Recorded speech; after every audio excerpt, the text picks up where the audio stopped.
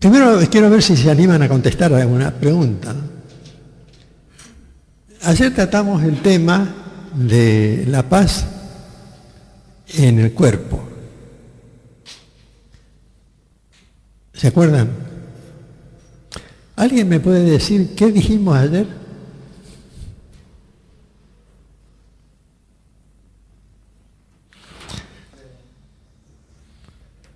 Ayer decíamos que nuestro cuerpo es el templo del Espíritu Santo. Por legado de Jesucristo mismo, hacia sus apóstoles. Y que no debíamos descuidarlo. Muy bien. ¿Qué más? En su origen, piensen en el momento de la creación. ¿Para qué fue creado el hombre? A ver si se acuerdan. ¿Para qué fuimos hechos nosotros? Para ser templos del Espíritu. ¿Cómo lo sabemos? Uno puede decir, bueno, es una teoría, pero ¿cómo lo sabemos? ¿Cómo sabemos eso? Exactamente. Cuando se habla de que el hombre desciende del mono, se olvidan que según la Biblia el hombre fue creado de barro, somos barro, y seríamos animales, con vida tal vez, pero no seríamos seres creados por Dios para ser templo del Espíritu si Él no hubiera soplado en el primer hombre llamado Adán. Cuando Dios creó al hombre, lo creó perfecto, después se arruinó. Pero cuando salió de sus manos, el ser humano era perfecto y llevaba el soplo de Dios. Es decir, era una especie de templo que caminaba llevando el Espíritu de Dios en su interior por el soplo original de Dios. Eso dijimos ayer. De modo que al principio, la primera pareja, la pareja de Adán y Eva, según nos relata la Biblia, estaba tan en armonía con Dios que podían conversar con Él y adquirir así sus primeros conocimientos frente a una aventura que jamás podía haber imaginado hombre alguno si no fuera por la creación misma que Dios hizo en aquella ocasión. A veces nos preguntamos qué idioma hablaba Adán. Cuando Adán y Eva conversaban entre sí, cuando conversaban con Dios, ¿diría algún idioma especial? En inglés, por ejemplo, el alemán, el griego. ¿Qué idioma hablaban? Un idioma celestial, dice Del Mastro. ¿Qué otra respuesta hay? ¿Qué otra opinión? ¿Qué? El idioma del amor. Es una buena idea, ¿eh? Muy buena idea, el idioma del amor. Bueno, ¿qué otra cosa les parece sobre ese idioma? Imagínense, la Biblia dice algunas cosas que parece que no tienen importancia, pero que la tienen. La Biblia dice que antes de hacer a Eva, Dios lo puso a Adán en un trabajo que, claro, parece, como decíamos ayer, una leyenda infantil, pero los relatos bíblicos hay que tomarlos en serio porque tienen mucha profundidad. Lo llamó a Adán para que le pusiera nombre a los animales. A cada animal un nombre determinado. Y la Biblia dice que fueron desfilando los animales, macho y hembra, delante de Adán y les puso nombre. Esto significa varias cosas. Primero, significa que Adán tuvo que inventar los nombres. Es decir, inventar un idioma, inventar palabras. Segundo, significa que Adán empezó a diferenciarse porque ningún otro ser viviente podía hacer eso. Es decir, Adán no era un animal, porque cualquier animal, ustedes díganle hoy o díganle hace 20.000 años o hace 1.000.000 de años, que ponga nombres a los demás animales, no lo podía hacer. Lo podía hacer Adán diferenciándose, dándose cuenta que él era superior, porque los animales podían pasar delante de él y él al darles el nombre correspondiente a la raza, al género, a diversas características que tenían, estaba diferenciándose como alguien que desde un plano superior podía contemplar todo ese desfile de seres creados y darse cuenta de una cosa, darse cuenta que él no tenía pareja, porque la Biblia dice que desfilaban todos los animales, macho y hembra, y Adán de repente se da cuenta que él estaba solo. absolutamente solo. Entonces la Biblia, en esto que algunos llaman leyenda, mito, fantasía, cuento, pero la Biblia dice que Dios decidió sorprenderlo a Adán con una pareja distinta, no un animal, no una mona evolucionada, como dirían los científicos de hoy. Dirían, la mujer es una mona evolucionada y el hombre un mono evolucionado. Entonces, yo no sé, yo nunca me hubiera casado con una mona, por más evolucionada que sea. Pero según la Biblia, eso fue lo que hizo Adán. Cuando Dios le presentó a Eva, a través de ese relato tan lindo que lo tomó de la costilla de Adán, lo hizo dormir a Adán, le sacó la costilla, hizo una mujer y se la presentó. Dicen que la sacó debajo del brazo para que Adán desde el principio aprendiera a protegerla y amarla y cuidarla. Posiblemente sea así. El caso es que entonces Adán descubre que él tenía la oportunidad de vivir en armonía con Dios, tenía el soplo de Dios. Él lo recibe también Eva, porque Eva también es creada por Dios. Y empiezan, como dijo el señor del Mastro recién, empiezan a ser templos del Espíritu de Dios, templos del Espíritu Santo, templos que en ese momento estaban en perfecta armonía con Dios. Lo que dijimos ayer es que el problema pasa que el cuerpo había sido destinado para eso. Se suponía que el cuerpo debía ser perfecto, perfecto físicamente, perfecto mentalmente, perfecto espiritualmente. Pero lo que pasó, dice la Biblia, es que alguien había sido desplazado, dijimos ayer, en este repaso que estamos haciendo rápidamente. Alguien fue desplazado. Fue desplazado el querubín protector encargado de defender este planeta y sus alrededores, al que conocemos bíblicamente con el nombre de Lucifer, Luzbel o Satanás. Este personaje que aparece imprevistamente en la Biblia con el nombre de, se traduce en castellano serpiente, pero en hebreo es Nashua, que quiere decir brillante. Viene este ser brillante, estupendo en su inteligencia, en su capacidad intelectual, en su belleza, dice la Biblia, una belleza extraordinaria. Nunca la Biblia habla del diablo como un personaje desagradable, todo lo contrario. Sería estúpido el diablo si fuera grotesco. Precisamente para ser el enemigo de Dios, tiene que tener condiciones parecidas a las de Dios. Tiene que poder atraer a la gente, como todavía lo hace ahora. Y entonces este personaje bíblico, porque está descrito en la Biblia, decide, no, el hombre no va a ser templo del Espíritu Santo. Yo quiero entrar en el corazón del hombre. Ese era el propósito. Lo que aspiraba Satanás era desplazar al espíritu que Dios había soplado en Adán y Eva. Dios había soplado, había transmitido el espíritu, y entonces eran perfectos. Eso era una ofensa para Satanás, que quería seguir siendo el rey del universo, o por lo menos el rey del planeta Tierra, dice la Biblia, y entonces él trató de entrar en el cuerpo del hombre. Entrar espiritualmente, se entiende. Dios le había dicho a Adán esto: acá en el huerto hay un árbol que se llama el árbol de la ciencia del bien y del mal. Es un árbol para probar tu capacidad de obedecer. Si puedes obedecer, no tienes que comer de ese árbol. El día que comas, tu espíritu va a morir.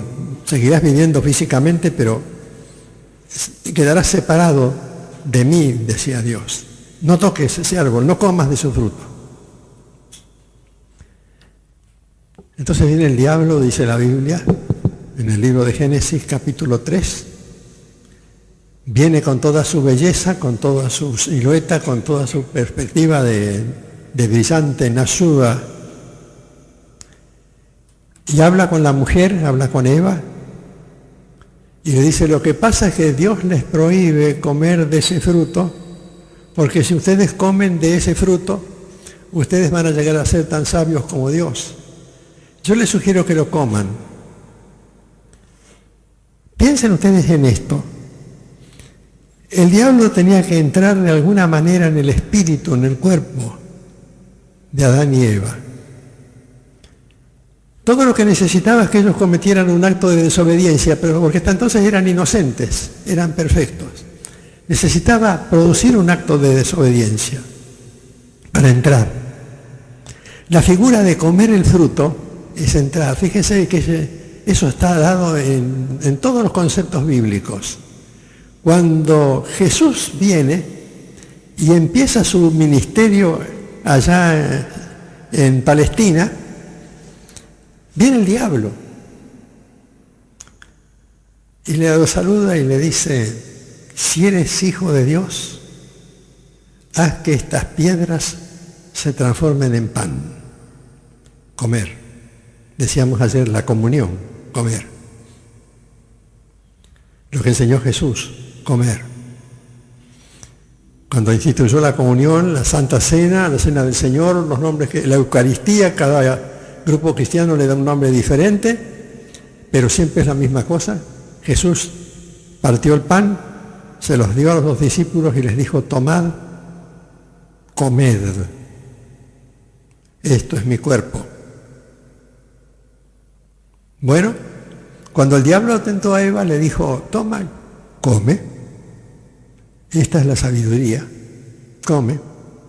Es decir, haz que entre en tu cuerpo la desobediencia. Haz que entre en tu cuerpo el espíritu rebelde del mal. Come. Y naturalmente Eva lo hace, porque cree de verdad al engañador, le cree que es así. Y entonces se produce en su interior, en el interior del hombre, un conflicto que iba a ser irreversible. Cuando Dios viene y, según el relato bíblico, conversa con Adán y Eva, y esto es muy profundo, no es solamente una historia ideada por algún creador de cuentos mitológicos, sino que es la historia bíblica. Conversa con Adán y le dice: ¿qué has hecho? Y Adán le dice: la mujer que vos me diste, ella me dio de ese fruto prohibido y yo lo comí. Es decir, el cuerpo que había sido destinado a ser templo del Espíritu Santo había pasado a ser templo de Satanás, que era la ambición de Satanás. La Biblia siempre presenta a Satanás como el aspirante al poder, tanto que dice la Biblia que en el futuro el diablo se sentará en el templo de Dios y se hará llamar Dios.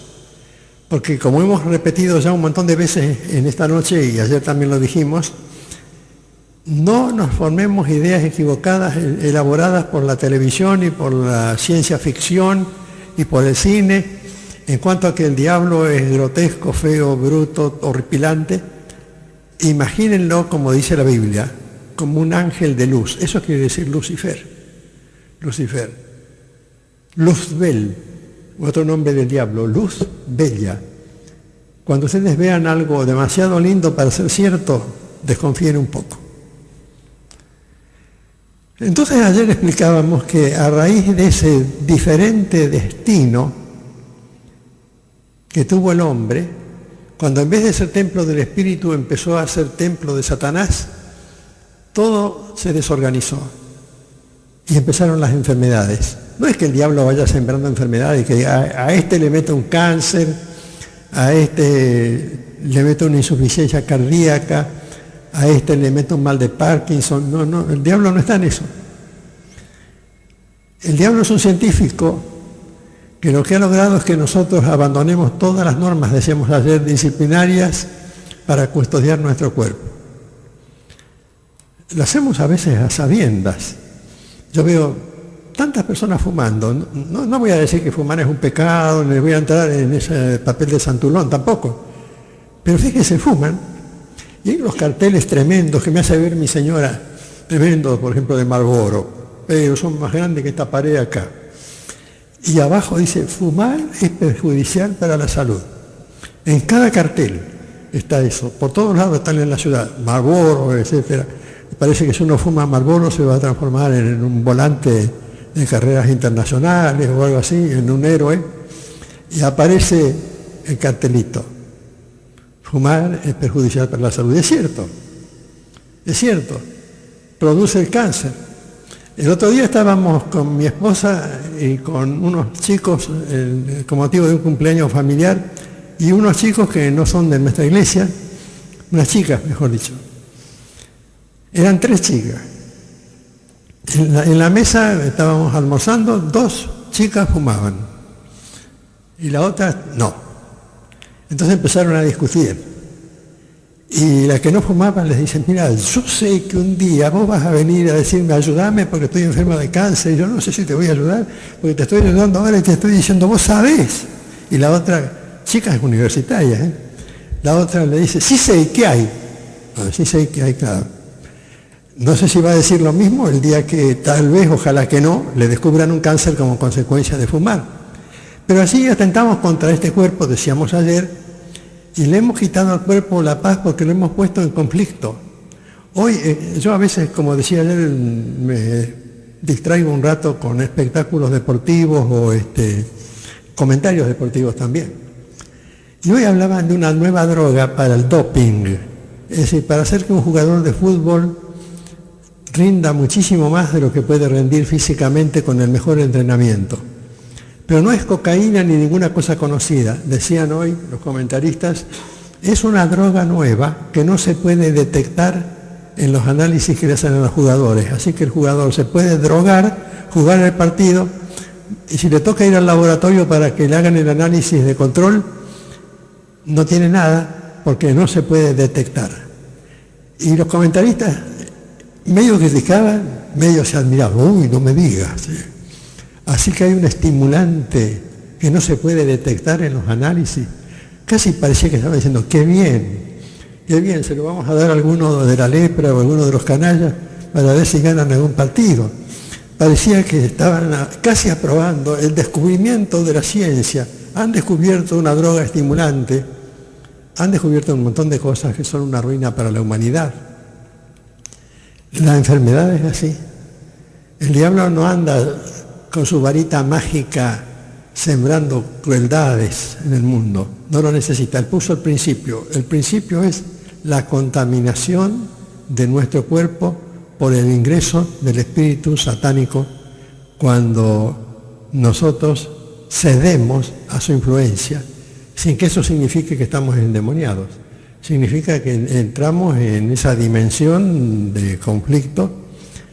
Yo, como todo ser humano, de vez en cuando voy al sanatorio, a la clínica, para hacerme un control, un análisis, y me pongo a mirar la gente. Y digo: tanta gente. En la obra social donde yo estoy, gente, yo no estoy en PAMI, menos mal, pero estoy en otra obra social, igual, una cantidad de gente así.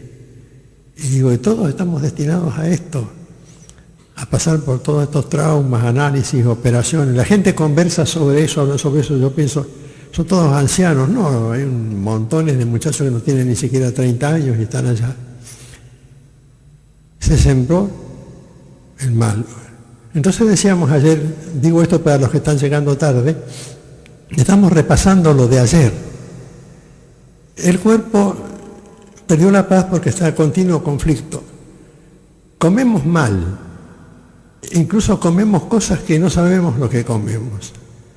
El otro día, no creo que ustedes se vayan a escandalizar, yo tomo un poco de vino en casa. Todos los días, al almorzar, no al cenar, al almorzar. Y entonces estos días se me terminó el vino que yo uso habitualmente, que es un vino bueno, riojano, porque mi mamá es riojana y entonces me tira la sangre. Y cuando termino el vino, es decir, ya tenía esa botella hacía varios días, porque tomo poquito así, ¿no?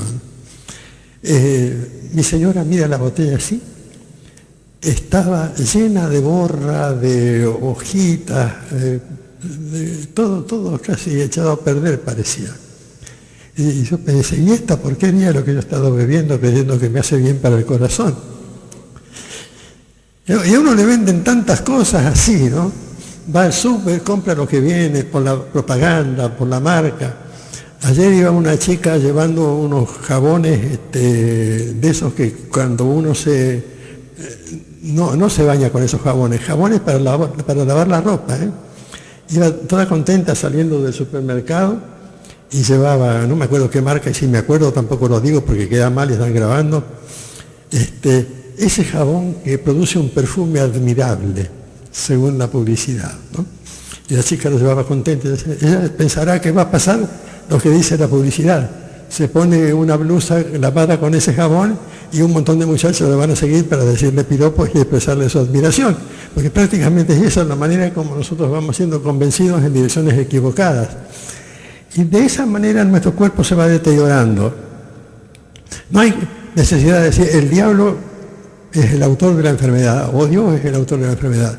Nosotros somos los autores de la enfermedad. En el descuido en la administración de nuestro propio cuerpo, somos responsables de gran parte de nuestros problemas físicos. Y eso es lo que enseña la Biblia.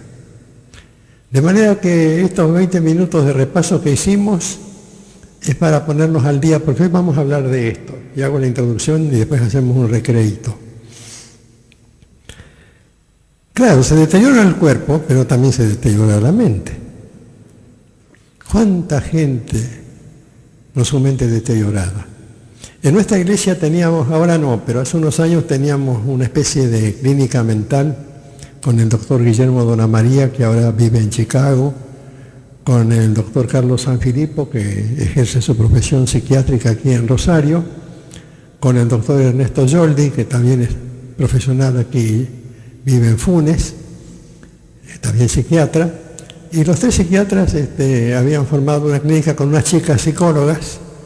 Allí atendían en la calle San Juan y también en la calle Urquiza, y nos dimos cuenta que, me decía el doctor Donamaría, no damos abasto. Parece que todo el mundo estuviera mentalmente enfermo, montones de personas con unos conflictos tremendos, neurosis, depresiones, psicosis y otro tipo de enfermedades no tan comunes, allí paranoia, esquizofrenia apareciendo, y decían ellos, no sabemos qué hacer, cómo está deteriorada la gente. Y un día charlando con uno de ellos me dice, lo que pasa, Samuel, es que la gente no se cuida, no respeta las normas de la salud mental, y entonces empieza a tener desarreglos. Empieza con un síntoma común, la depre. Se deprimen. Y la depre es una cosa seria cuando aparece. Empiezan a sentir conflictos y a buscar a Dios desde un ángulo equivocado, como vamos a ver enseguida después del recreo. Tratan de solucionar sus problemas. No son felices, no tienen paz. Tienen una guerra adentro, no saben cómo salir de esa guerra interior. Están buscando de alguna manera alguna explicación, alguna ayuda, alguna cosa como alguna anfetamina o algo así que les levante el ánimo. Todo, decía Coca-Cola en una propaganda de hace unos años, todo va mejor con Coca-Cola, ¿no? Otra propaganda decía café aspirina levanta el ánimo y la gente tomaba Coca-Cola. Ahora no, ahora la propaganda más para levantar el ánimo es de la cerveza. Toman cerveza, aparecen los chicos a las 8 de la mañana llenos de cerveza, medio borrachos en la calle, todo para ser más felices. No encuentran la ruta de la felicidad, ni del bienestar, ni del equilibrio psicológico, ni nada. Necesitan darse manija con algo, con las drogas, por ejemplo, con marihuana, con cocaína. Hoy en un reportaje que hicieron por televisión desde Buenos Aires, mostraban una empresa de correo privado con 1.500 socios afiliados, porque es distribución cerrada nada más que dentro del correo privado. Ese correo privado con mensajeros con uniforme, mostraron los sobres con membrete elegantísimos, donde ponían las cosas que había que mandar, se dedicaba exclusivamente a la distribución de droga.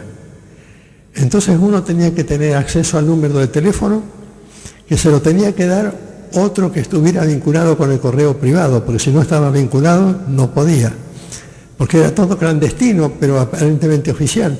Porque si llega un mensajero con uniforme, con una moto, con una bicicleta a la puerta de la casa, toca timbre para entregar un sobre, a nadie le llama la atención. Entonces esta gente se manejaba así. Si ustedes querían droga a través de ese correo privado, tenían que ser recomendados por un socio que ya hubiera probado su lealtad y fidelidad a la, entre comillas, institución. Y vivían tranquilamente en la capital federal. Los clientes llamaban por teléfono, eso lo mostraron hoy, lo mostró la Policía Federal, mandame tantos gramos de cocaína, o mandame tantos gramos de marihuana. Y entonces se lo mandaban, llegaban, tocaban el timbre, llegaban el mensajero, ahí está, y iban a la cuenta corriente del correo privado. Está deteriorado el mundo. Y de este deterioro, que es fruto del deterioro mental de la mayoría de la población humana, vamos a hablar dentro de 3 o 4 minutos. Ya les dije que iba a ser el repaso primero, lo terminamos en este momento, y en 3 o 4 minutos, mientras ustedes se acomodan, piensan, charlan, reanudamos la charla. Evangelio de Mateo, San Mateo, discípulo de Jesucristo. San Mateo, capítulo 4. Es no en el orden histórico, pero en el orden en el que están impresas las Biblias, es el primero de los 4 evangelios. Hay un relato que yo quiero leerles, es breve, y cuenta un episodio en el comienzo del ministerio espiritual de Jesús. San Mateo capítulo 4. Entonces Jesús fue llevado por el Espíritu al desierto para ser tentado por el diablo. Después de haber ayunado 40 días y 40 noches, sintió hambre. Se le acercó el tentador y le dijo: si eres hijo de Dios, di que estas piedras se conviertan en pan. Él respondió y dijo: escrito está, no solo vivirá el hombre de pan, esta es una traducción un poco distinta a la que ustedes tienen, no solo de pan vivirá el hombre, sino de toda palabra que sale de la boca de Dios. Fíjense la tentación, comer pan. Si ustedes lo analizan, a la luz de lo que dijimos recién en la introducción, comer. Pero no comer en el sentido del alimento cotidiano que ponemos en nuestra mesa, sino comer. La tentación inicial fue la de Satanás a Eva: come. Eva le ofrece a Adán: come. Ingresa en el cuerpo. Satanás tratando de transformar el templo del Espíritu Santo, en el templo de Satanás, del espíritu satánico. Trata de cambiar la escala de valores. Y entonces cuando viene Jesús lo enfrenta con una tentación que es más profunda de lo que parece, porque ingenuamente uno piensa, bueno, si Jesús estuvo ayunando 40 días y tenía hambre, la tentación consistía en que le hiciera caso y que transformara un pedazo de piedra en pan y lo comiera, y se acabó todo. Pero no era eso. Era que si Jesús era el templo del Espíritu Santo, porque el Espíritu Santo estaba en él y era el Espíritu Santo el que lo conducía a él, como hemos leído recién, el Espíritu lo conducía. Entonces, lo importante era que esa presencia dominante del Espíritu Santo desapareciera, porque Satanás trataba, y trata en cada tentación, como vamos a ver hoy y mañana también, de lograr que Jesús obedezca a su idea, una idea buena. Es difícil que Satanás presente tentaciones demasiado crueles, malas, perversas. No, una idea buena. Señor, tienes hambre. Y bueno, ¿qué vamos a hacer? Agarrar una piedra y transformarla en pan y comes. Se soluciona el problema. Así actúa Satanás. Si ustedes me siguen en un relato bíblico, vamos a buscar en el libro del profeta Ezequiel, del Antiguo Testamento, escrito antes de Cristo, en el capítulo 28, unas observaciones muy interesantes. Primero les explico algo a los que no están familiarizados con la Biblia.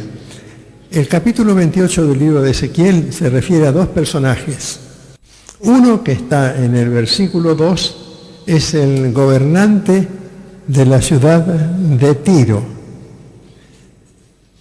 En aquella época había dos ciudades muy importantes, Tiro y Sidón, sobre lo que hoy llamaríamos el Pacífico, y el gobernante de la ciudad de Tiro es uno de los personajes contra el cual se pronuncia toda una profecía que está en el capítulo 28, en los versículos 1 hasta el 10. Después el versículo 11 dice: vino a mí palabra de Yahvé, de Dios, diciendo: hijo de hombre, entona lamentaciones sobre el rey de Tiro, el rey de Tiro, y dile: así ha dicho Dios Jehová el Señor. Este es el otro personaje, pero a veces hace falta conocer un poquitito nomás, no ser un erudito ni un experto, conocer un poquitito. La Biblia, ustedes pueden consultar cualquier traducción, cualquier comentario católico, por ejemplo, Weber Cantera, Nácar Colunga, La Compañía de Jesús, los profesores de Salamanca, todos autores de comentarios católicos de la Biblia, o comentarios de protestantes o evangélicos de la Biblia. Y van a encontrar que aquí donde dice rey de Tiro, el hebreo dice Melech de Tiro. Melech en hebreo quiere decir ángel. Como angelos en griego también quiere decir ángel. Pues aquí tienen un ángel. El ángel de la ciudad de Tiro no es el mismo personaje que se refería en este mismo capítulo unos versículos antes, que era el gobernante de Tiro. El gobernante político visible es uno, versículos 1 al 10. Desde el versículo 11 está el gobernante invisible, el Melech, que actúa sobre la mente de las personas y de una manera distinta a la que nosotros imaginamos. Cuando pensamos en este ángel, no nos podemos limitar a pensar ingenuamente en un personaje con alas y cara de nene o de nena. Yo recuerdo cuando estábamos en un tiempo con mi esposa visitando a nuestra hija en Texas, en Fort Worth, había una iglesia mexicana. Y fuimos a la iglesia mexicana para un pesebre viviente. Y entonces aparece el ángel, que viene en la primera parte viene a anunciarle a María que siendo virgen ella va a concebir un hijo que se llamará Jesús. Pero resulta que el ángel que apareció era un hombre grandote con esos mostachos típicos de los mexicanos. Así aparece: oye María, yo vengo a anunciarte de parte del Señor, que vas a ser madre. Pero en realidad, lo cierto es que en la Biblia, perdonen chicas, los ángeles son varones. Los demonios también. Y entonces, la Biblia dice, bueno, el ángel, el Melech de Tiro, aparece aquí. Y hay una poesía dedicada a él. Una poesía que nos hace pensar mucho, porque el Melech de Tiro va a ser, según vamos a descubrir enseguida, una figura que representa a Satanás.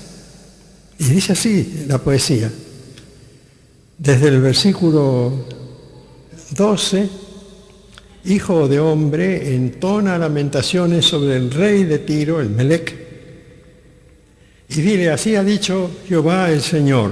Jehová es uno de los tantos nombres que tiene la Biblia, nada que ver con los testigos de Jehová, es simplemente un nombre, la traducción del nombre Yahvé, que es un nombre antiguo que se le daba a Dios y quiere decir yo soy el que soy. Le dice esto al rey de Tiro, a Melech: tú eres o eras el sello de la perfección, lleno de sabiduría y de acabada hermosura. En el Edén de Adán y Eva, en el huerto de Dios estuviste. De toda piedra preciosa era tu vestidura, de cornerina, topacio, jaspe, crisólito, berilo y ónice, zafiro, carbunclo, esmeralda y oro, los primores de tus tamboriles y flautas fueron preparados para ti en el día de tu creación. Ahora, el rey de Tiro no había sido creado, si era el rey político, no, ese mereció el primer párrafo de este capítulo. Aquí están hablando de un ser creado, es decir, creado, no tiene padre ni madre, aparece creado por la mano de Dios, como Adán. Este es un querubín, es un personaje celestial, es un príncipe celestial, uno de los príncipes del cosmos, uno de los gobernantes del mundo, de aquellos principados y potestades de los cuales habla San Pablo cuando dice que ellos están en las regiones celestes combatiendo a favor del mal. Entonces dice aquí este pasaje, tú, versículo 14, querubín, grande protector, yo te puse en el santo monte de Dios. Allí estuviste y en medio de las piedras de fuego te paseabas, es decir, mientras el planeta estaba incandescente todavía. Perfecto eras en todos tus caminos desde el día en que fuiste creado hasta que se halló en ti maldad. A causa de tu intenso trato comercial te llenaste de iniquidad y pecaste, por lo cual yo te eché del monte de Dios y te arrojé de entre las piedras del fuego, querubín protector. Se enalteció tu corazón a causa de tu hermosura, corrompiste tu sabiduría a causa de tu esplendor. Yo te arrojaré por tierra, delante de los reyes te pondré por espectáculo, con tus muchas maldades y con la iniquidad de tus tratos comerciales profanaste tu santuario. Yo pues saqué fuego del medio de ti, el cual te consumió, y te puse en ceniza sobre la tierra ante los ojos de todos los que te miran. Todos los que te conocieron de entre los pueblos se quedarán atónitos por causa tuya, serán objeto de espanto y para siempre dejarás de ser. Uno de los personajes descrito aquí, el personaje creado, perfecto en todos sus caminos, el querubín protector, de gran hermosura, de gran sabiduría, ese es Satanás. Nunca se lo describe de manera grotesca. Aquí se usan palabras también propias de la literatura hebrea, por supuesto porque es una composición poética, pero se alude a Satanás concretamente como un personaje hermoso, un personaje celestial, no precisamente como decíamos recién, el ángel de las convicciones propias de la superstición cotidiana que nos pintan en los cuadros de los hombres que fueron grandes artistas, como Fra Angelico, por ejemplo, que alrededor del año 1000 pintó los ángeles con alas, cuando antes no se atrevían mucho a ponerle alas a los ángeles. Ni hay ángeles con alas en la Biblia. A lo sumo hay por ahí algún oficial del ejército de Dios con algunos ángeles, como puede ser algún querubín o algo así, pero los ángeles no. Los ángeles en la Biblia se confunden con seres humanos. Ángeles que fueron a visitar a Abraham, según el libro del Génesis, eran tan semejantes a los seres humanos comunes, no llamaban la atención para nada, que compartieron un almuerzo con Abraham, según dice la Biblia en el libro de Génesis, y después se separaron de Abraham y destruyeron con una cosa muy parecida a una explosión nuclear las dos ciudades de Sodoma y Gomorra en un instante. Esta parte de la historia, que tiene su comprobación a través de las investigaciones efectuadas por los expertos, demuestra que si Dios nos quiere presentar un cuadro de Satanás, nos va a presentar algún tipo de ser extraterrestre. Esto no significa creer en todos los cuentos, productos de la fantasía, de la ciencia ficción, de la imaginación, de las películas y de las series de televisión y de Fabio Serpa y afines, con toda su gente, ¿no? Eso no significa admitir que ellos tienen razón. Significa admitir que este universo está poblado de seres y que hay un ser específicamente que la Biblia llama Satanás, mejor dicho, la Biblia la llama Lucifer, lo llama Luzbel. En el capítulo 14 del libro de Isaías hay otro poema que se refiere a este mismo personaje. Dice Isaías 14 desde el versículo 12, ¿cómo caíste del cielo, lucero, Lucifer, lucero, hijo de la mañana? Derribado fuiste a tierra tú que debilitabas a las naciones. Tú que decías en tu corazón, subiré al cielo, en lo alto, junto a las estrellas de Dios, levantaré mi trono y en el monte del testimonio me sentaré. Después, en los extremos del norte, sobre las alturas de las nubes subiré y seré semejante al Altísimo. Es el sueño de Satanás. Si tenemos que hablar en términos médicos, Satanás sería uno de los primeros paranoicos de la historia. Pero lo que pasa es que su aspecto era muy atractivo según la Biblia. Sumamente atractivo. Aparece allí. Viene Jesús, hemos leído el pasaje del Evangelio de San Mateo. Entonces, no viene con su aspecto grotesco. Además, Jesús lo conoce bien. Viene y se enfrenta con Jesús para conquistar su mente, no lo logra, para conquistar la obediencia no lo logra, pero Él ya ha conquistado la mente de todos nosotros. Si yo les preguntara a ustedes, y ustedes, me incluyo yo también, ¿obedecen todos los días literalmente los mandamientos de Dios? ¿Todo el año, todo el tiempo? Todos tendríamos que decir, empezando por mí mismo, que no. Todos tenemos falencias, todos tenemos debilidades, todos tenemos flaquezas, todos tenemos peleas, todos tenemos conflictos, todos tenemos luchas.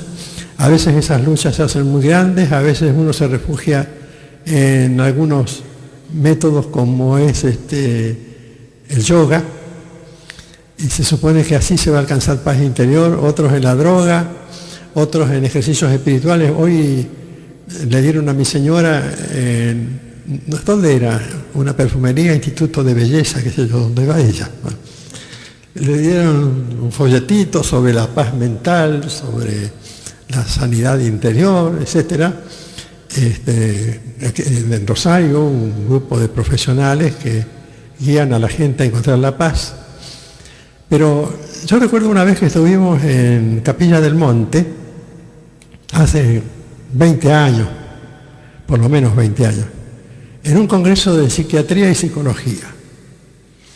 Y era de origen evangélico el congreso, pero habíamos invitado a unos cuantos profesionales de la UBA, de la Universidad de Buenos Aires. Estuvieron ahí. Era un campamento evangélico con una buena cantidad de visitantes que no pertenecían a nuestras iglesias. Y estuvimos conversando allí, dialogando con ellos, hasta que 2 o 3, como suele decirse en las notas policiales, se quebraron. Y dijeron más o menos así: yo soy psiquiatra, pero tengo unos conflictos bárbaros. Y lo dijeron ahí, lo confesaron. Y dijeron, y acá, entre todos, dice, nos tenemos que ayudar, dice, porque algunos, decía uno de ellos, no lo van a reconocer públicamente. Pero muchos de nosotros, que somos profesionales de la salud mental, estamos tan enfermos como nuestros pacientes. Y necesitamos que nos ayuden ustedes. Nosotros pensábamos, no es tan fácil, porque uno que se está ahogando no puede ayudar a otro que se está ahogando también. Hay que mirar para arriba, hay que buscar a Dios, porque a la altura misma donde vivimos todos nosotros no es posible que podamos sugerir alguna idea, sí, pero no es posible que podamos rescatar a la persona que se sumerge desgraciadamente en el fracaso, en la enfermedad, en el desastre mental. Es interesante que en el Evangelio de San Juan, capítulo 14, en el versículo 27, Jesús mira a los discípulos y dice: la paz os dejo, la paz os doy. No como el mundo la da, yo la doy. Es decir, Jesús admite que hay recursos para la paz. Una vez estábamos con mi señora en Tailandia, en el año, ¿qué era? 78, 80, por ahí, 80. Estábamos en un monasterio budista. No es porque somos ricos ni nada, sino porque nos invitaron. No nos invitaron los budistas tampoco, nos invitaron los cristianos evangélicos. Pero fuimos a visitar el monasterio. Un monasterio largo. Se llama Monasterio de la del Buda del verde esmeralda, por el color del monasterio que prevalece. ¿Ves esos colores de moda que hay ahora? Verdecitos, naranjas, marroncitos, así. Bueno, así está pintado el monasterio. Y nos mostraban cómo ellos lograban la paz. Y había en una parte del monasterio unas cuantas, pero nosotros nos fijamos particularmente en unas cuantas fuentes grandes, más grandes que esta sala, con chorros de agua así saltando y cayendo sobre el medio.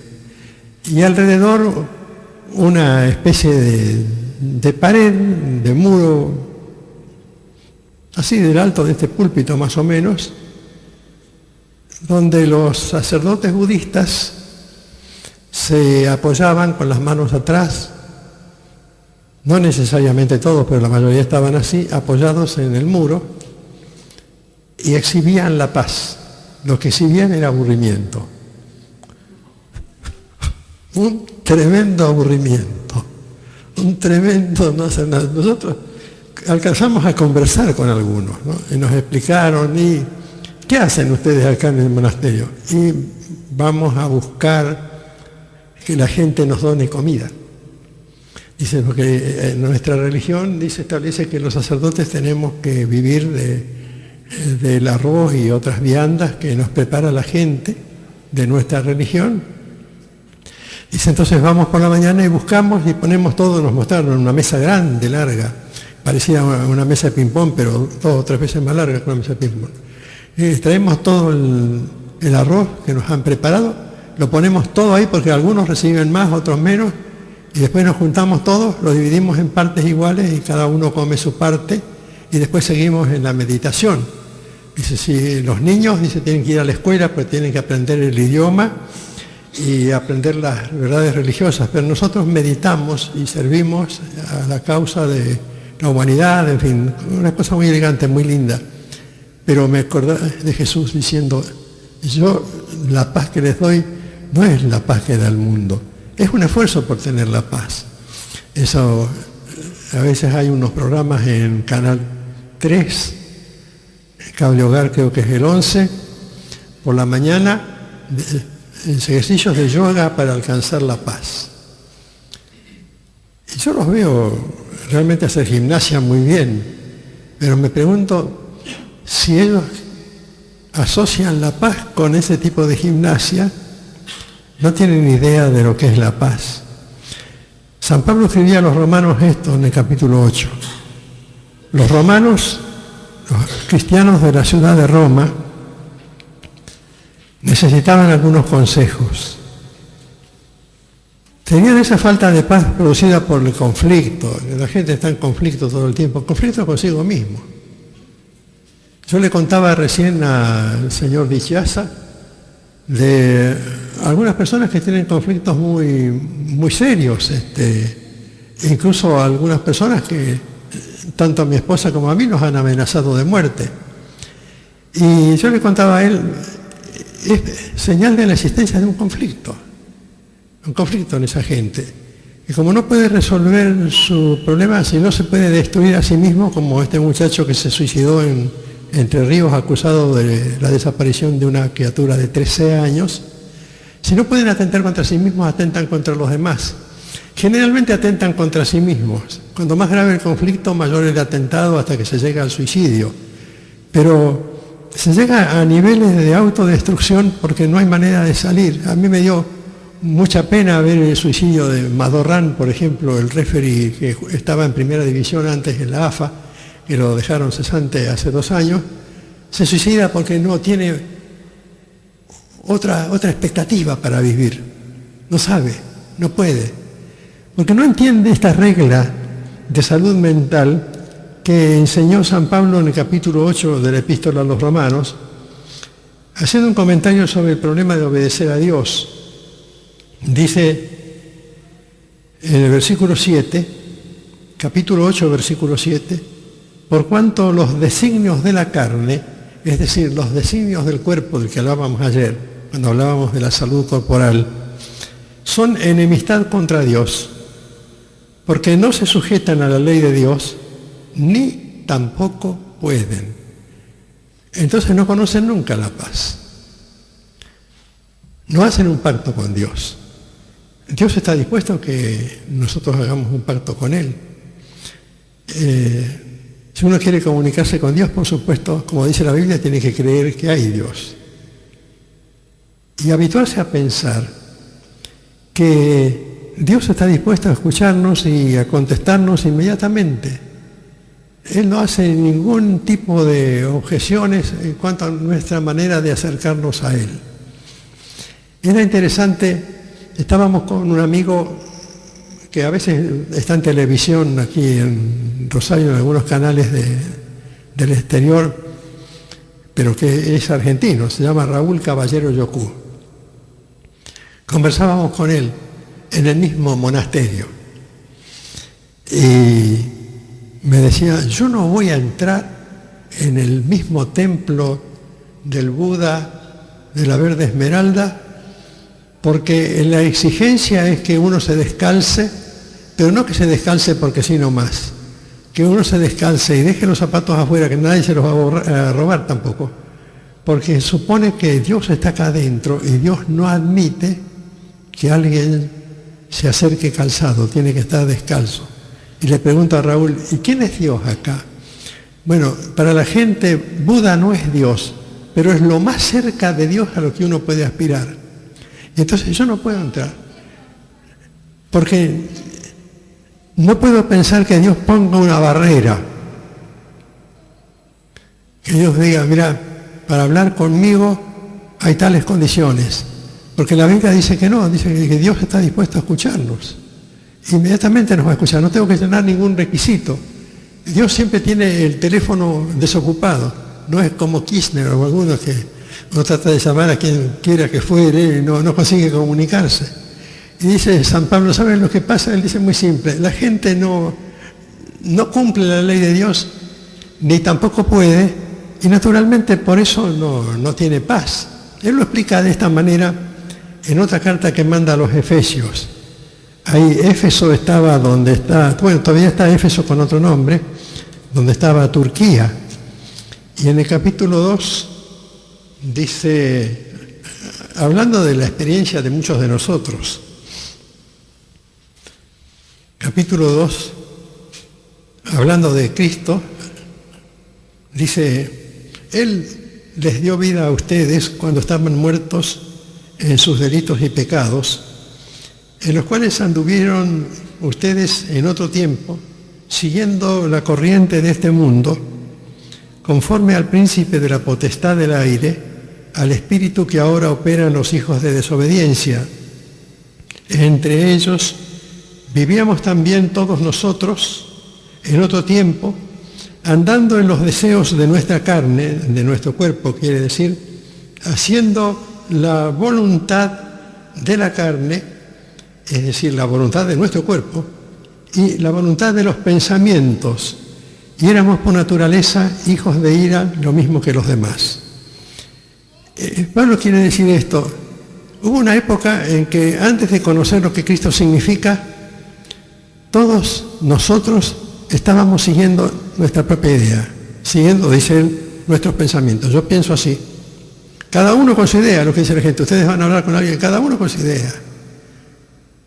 Es la actitud de la gente, cada uno con su idea. Y no le interesa a la gente la idea de Dios porque no tiene capacidad para torcer ese pensamiento que se ha arraigado tanto en la mente humana. El problema de los conflictos mentales desde el punto de vista de la Biblia, esto no significa desacreditar a los profesionales, ni poner en duda sus méritos, ni decir que no hay que tomar los medicamentos. Esto no significa decir, bueno, si usted tiene un problema y lo están tratando, vaya, póngase de rodillas y si le dan un remedio no lo tome. No estamos diciendo eso, cuidado. Estamos diciendo que hay algo que falta, una etapa que hay que cumplir, y esa etapa que hay que cumplir es la etapa que dice, bueno, eso tengo que ver. Dios me hizo para ser templo del Espíritu Santo, como decíamos ayer. Yo he dejado que en mi corazón, en vez de estar el Espíritu Santo, se anide una tormenta de pensamientos, un huracán de conflictos, una sucesión de problemas, de dudas de todo tipo y de desorientación, y no puedo salir de ahí. La gente dice, no puedo salir de ahí. Hay gente, me decía dona María y también el doctor San Filipo, que en algún tipo de enfermedades mentales ellos los tienen desde hace 20 años en tratamiento. Y nunca se mejoran, nunca salen a flote, nunca pueden. Y claro, es difícil también resolver el problema. Pero San Pablo dice, por lo menos miren en qué piensan, observen en qué piensan. Cuando ustedes piensan, analícense a sí mismos. Y se lo dice de esta manera a los ciudadanos de Filipos, Filipenses capítulo 4. Les va a dar algunos consejos. Ahí nomás está en el libro de Filipenses, carta de San Pablo a los filipenses, en el capítulo 4. Dice, por lo demás, hermanos, versículo 8, todo lo que es verdadero, todo lo honesto, todo lo justo, todo lo puro, todo lo amable, todo lo que es de buen nombre, si hay virtud alguna, si algo digno de alabanza, en esto pensad. Lo que aprendisteis, recibisteis, oísteis de mí y visteis en mí también, esto haced, y el Dios de paz estará con vosotros. Ahora fíjense, el versículo 7 anterior del mismo capítulo dice, y la paz de Dios, que sobrepasa todo entendimiento, guardará vuestros corazones y vuestros pensamientos en Cristo Jesús.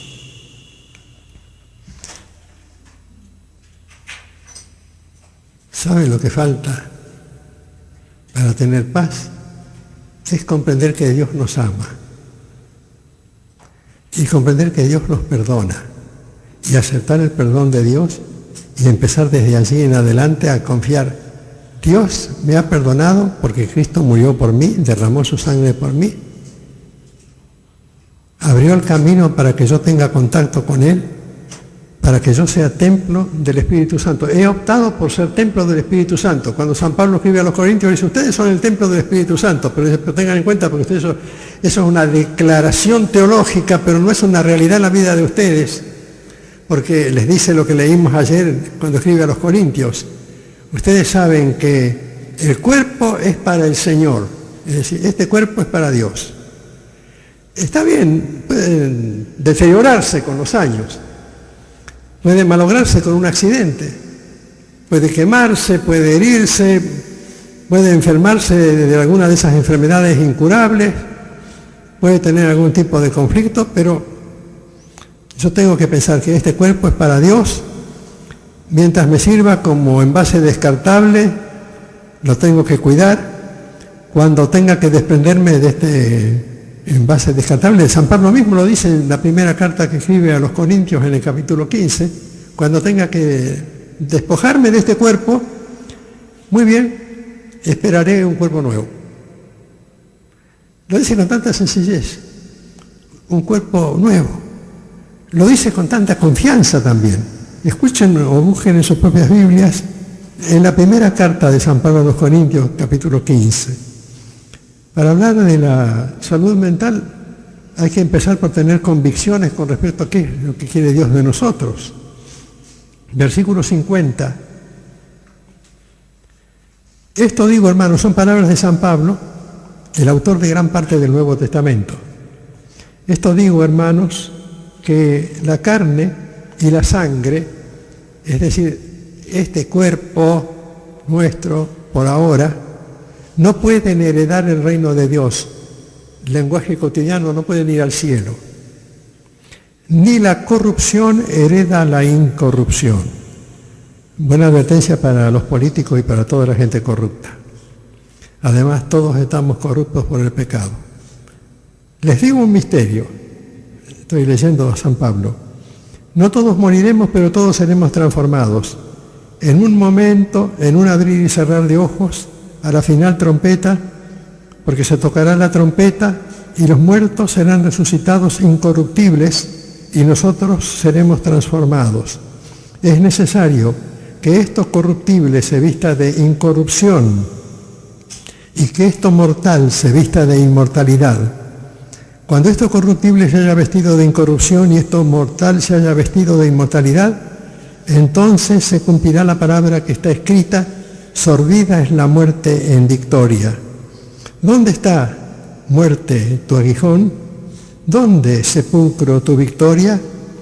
Porque el aguijón de la muerte es el pecado y el poder del pecado es la ley, pero gracias sean dadas a Dios que nos da la victoria por medio de nuestro Señor Jesucristo.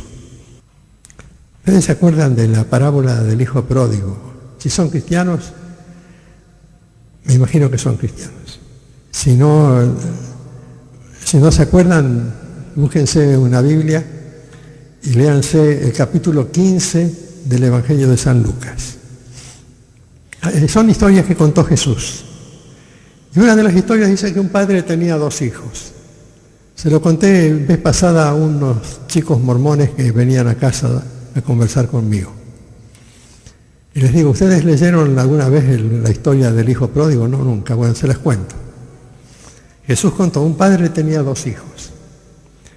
Y el menor de ellos le dijo al papá: papá, dame la parte de la herencia que me corresponde porque me voy de casa. Y se fue.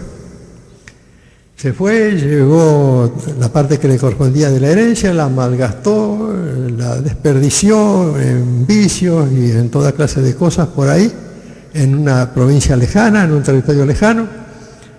Y bueno, se quedó sin nada. Una historia que a veces parece la de algunos héroes deportivos de nuestro país, incluyendo a Maradona. Y entonces decía Jesús, cuando se vio así, empezó a trabajar custodiando cerdos, un trabajo muy humillante en aquella época, en un chiquero.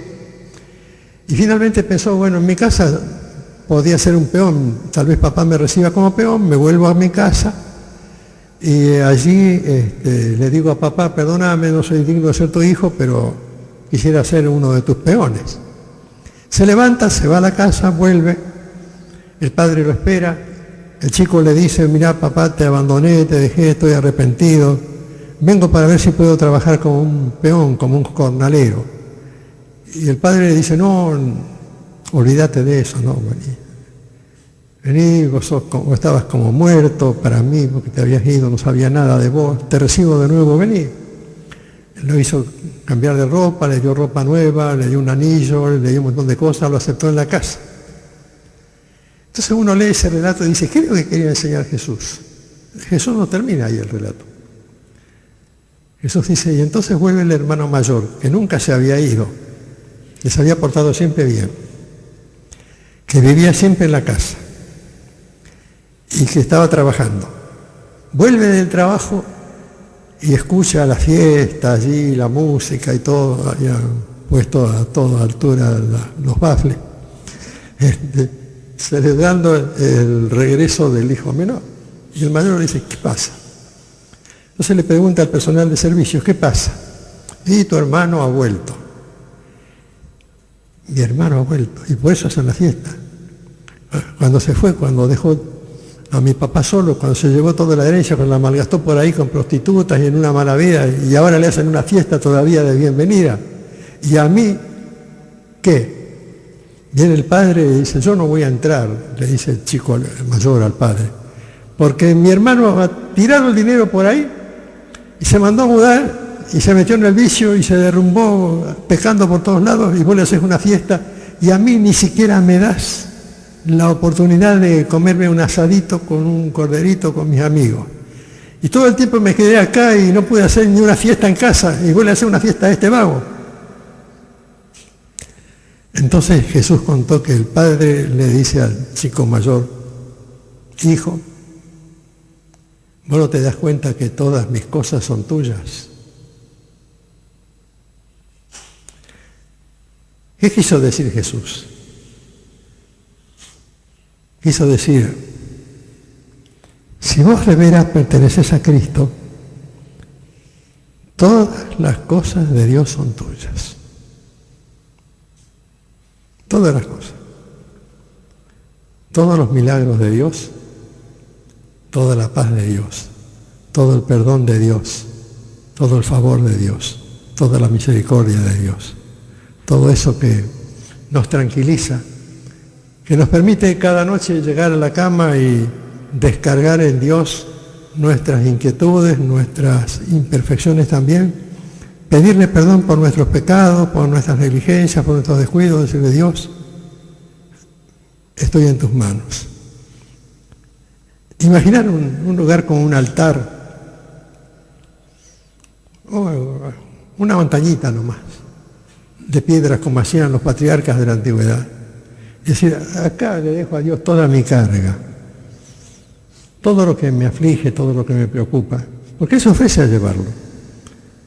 Yo tengo una computadora que me da últimamente algún trabajo por problemas de virus, y el otro día la computadora me borró 36 hojas de un trabajo que estoy haciendo para el Seminario Teológico de Buenos Aires.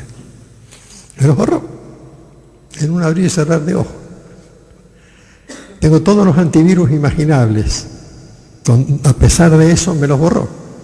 Llamo a un técnico, un experto bastante respetado acá en Rosario, que trabaja para todas las empresas grandes y que además es un hermano nuestro de una de las iglesias más importantes que tenemos en la ciudad. Viene y me dice: Samuel, no hay nada que hacer. Se fue. Lo perdiste. Íntegro, porque te descuidaste de tal cosa, no lo guardaste a tiempo, se te fue, lo perdiste, tenés que hacer de nuevo. Y entonces en el primer momento me dio una bronca tremenda y digo: empezar otra vez. Y tengo que empezar otra vez, no tengo más remedio. Y son 36 hojas y después seguir, porque tengo que llegar más o menos a 100, por lo menos. Y entonces llego a la hora de dormir. Y andaba volando de bronca, no sabía con quién agarrármela. No, mi señora, o con alguien. Entonces me la agarré con Dios. Y le digo a Dios: mira, Dios, lo que yo quiero es dormir. Y bancarme lo que pasa, porque tengo que empezar de nuevo. Así que ahí, arreglate vos con la computadora, Señor. El asunto es tuyo. Yo estaba trabajando para vos, para el Seminario Teológico de Buenos Aires, estaba haciendo una cosa. Me vino este virus o lo que fuere. Hace años que manejo computadoras, nunca me pasó eso, ahora me pasó. Así que me imaginé un altarcito, le digo: acá te dejo todo, mira. Te dejo mi preocupación, mi bronca, mi angustia, quiero dormir. Y me quedé dormido antes de terminar de orar. Me quedé en paz. Total, Dios sabe. Dios sabe lo que uno no sabe. Y como me dice mi señora, y Dios habrá querido enseñarte algo, y sin duda me quiso enseñar algo. Por lo menos me debe haber querido enseñar a manejar mejor la computadora y no distraerme. Pero todas mis cosas son tuyas, dice Dios, todo. Le dice al hijo mayor, Jesús termina ahí la historia: hijo, todas mis cosas son tuyas. Lo que pasa es que uno no se da cuenta, y para tener equilibrio psicológico, para tener paz mental, hay que acordarse que el gran especialista, el gran terapeuta es Dios. Y después sí podemos ir a consultar al psiquiatra que nos parezca, o al psicólogo que nos guste. No es tan importante ni imprescindible, pero tal vez tengamos que ir alguna vez. Podemos ir, no hay nada, pero el terapeuta es Dios. Y cuando uno lo tiene a Dios como terapeuta, los profesionales pierden pacientes. Tal vez por eso algunos de los distinguidos psiquiatras del pasado, especialmente de la escuela psicoanalista, vociferaban en contra de la religión, porque Cristo da verdadera paz, una paz que no se puede tener con sedantes, la paz que viene de Cristo. Y recapitulando, porque ya es la hora de terminar, o de ir terminando, y mañana tenemos que seguir, porque estas son 3 lecciones: ayer paz en el cuerpo, hoy paz en la mente, mañana paz en el espíritu, que es la continuación de esto, porque no hemos dicho todo, Pero hay que pensar, Dios puso su soplo en Adán y obviamente en Eva también, dice la Biblia que sopló y lo transformó a Adán en alma viviente cuando era un ser de barro. El profeta Ezequiel dice que un día él tuvo una visión, vio un montón de huesos secos. Una vez ahí en Perú vi un montón de huesos secos de los tiempos de la Inquisición en un museo que hay cerca de la plaza principal de Lima. Y me acordé del profeta Ezequiel. Y Dios le pregunta a Ezequiel, ¿qué te parece estos huesos? ¿Vivirán? Era una visión, no un hecho histórico, sino una visión. Y Ezequiel le dice, yo no sé, Señor, tú lo sabes. Entonces, aquellos huesos empezaron a tomar forma de esqueletos, después de cadáveres, y formaron un ejército enorme de muertos. Entonces Dios le dice a Ezequiel, lo que tienes que hacer ahora es ordenar al Espíritu Santo de mi parte, dice, así ha dicho el Señor, Espíritu, ven y sopla sobre estos huesos para que vivan. Y entonces Ezequiel repite lo que Dios le ordena. Y le ordena al Espíritu de parte de Dios, no como hacen algunos sectarios que se ponen frente al micrófono y le dan órdenes al Espíritu Santo. Nadie le puede dar orden a Dios, ¿no? Por más espectacular que sea, por más que se caigan al suelo, yo los respeto mucho, pero eso no es lo que dice la Biblia. Dios le dice a Ezequiel, así ha dicho Dios, Espíritu, ven de los 4 puntos cardinales y sopla sobre estos huesos y vivirán. Entonces llega el Espíritu Santo, viene sobre los huesos y se forma un ejército de seres vivientes. Y termina ahí la visión. La visión quiere decir, yo soy un hueso seco, en tanto no tengo el Espíritu de Dios sobre mí. Soy un hueso seco, no sirvo. Entonces es inútil que yo busque paz mental, paz corporal o paz espiritual, como vamos a hablar mañana. Si no, empiezo a pensar así, a concebir así las cosas como realmente son. Por eso aquella noche, con esto terminamos, cuando Jesús resucitó, por la mañana conversó un rato con María Magdalena y le dijo que le dijera a los discípulos que esperen, que ya iba a ir él. Y a la noche aparece en el lugar donde los discípulos estaban, como decíamos ayer, encerrados, por miedo a la reacción de los enemigos, que no sabían que Jesús había resucitado y creían que era la hora de hacer desaparecer a la secta que seguía a Jesús. Aparece Jesús y les dice, la paz sea con ustedes, pero no termina ahí. Conversa con ellos y sopla. Es la tercera vez que Dios sopla en la Biblia, en la creación, en la visión de Ezequiel y en la resurrección. Y son las únicas veces, y siempre Dios, no pastoras ni pastores, siempre Dios. Sopla y les dice, recibid del Espíritu Santo. Capítulo 20 del Evangelio de Juan.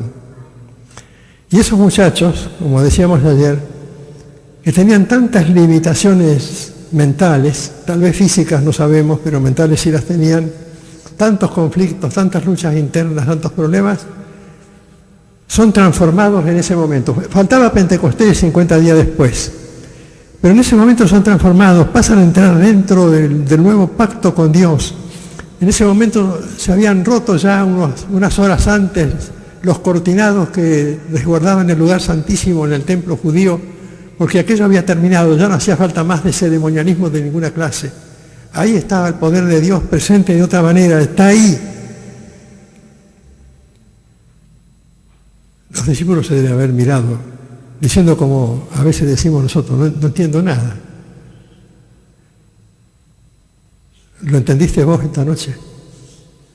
Porque te hace falta la lección de mañana.